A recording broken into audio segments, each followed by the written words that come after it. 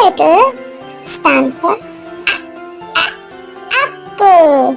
This is apple. So what we'll do, we'll color it now. We'll color the apple red. Yes, apples are in red color. You're absolutely right. So this color is red. So I'll just paint this color. This is apple.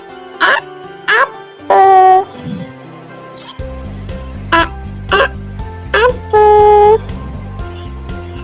We have got multiple words that starts with letter A. Can you just name some of the words, some of the objects that starts with letter